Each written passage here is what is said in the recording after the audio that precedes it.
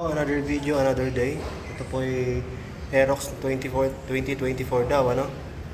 Problema po nito, no, i-check po natin, wala pong kuryente yung kanyang remote system.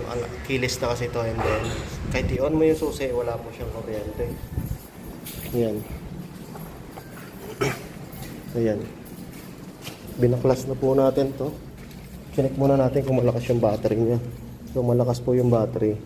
And then dito, kahit anong on mo, wala siya talagang kuryente. Binaklas na natin yung fairings. Ayan, tingnan po natin dito. Kaya siya walang kuryente kasi umatras tong terminal na ignition on.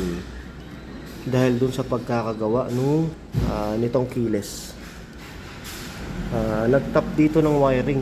Yan, nagtap dyan ng wiring dun sa keyless niya. And then after nun, yung lock dito sa loob na putol. Kaya umatras to. Yan ang problema. Pero ito, napa-on ko na to. Yan. Kaya yun po, napamotor or mapasasakyan, dapat po talaga dinabaling medyo mahalang singil or mahal yung labor nila. Basta i-review nyo po yung mga gumagawa.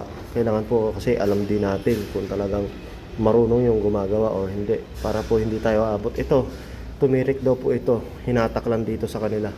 Yan, dito kasi sila nagtatrabaho. Tumirik po sa daan ng natagtag, din hinatak lang nila rito. Itinirik po sila nito. Isipin nyo po, 2024 na Yamaha Aerox.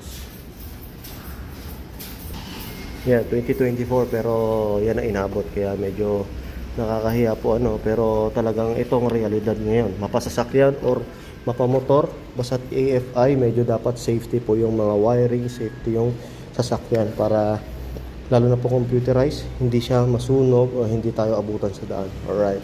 Yeah, thank you mga paps. Advice lang po ito. Share lang po. Kaya salamat.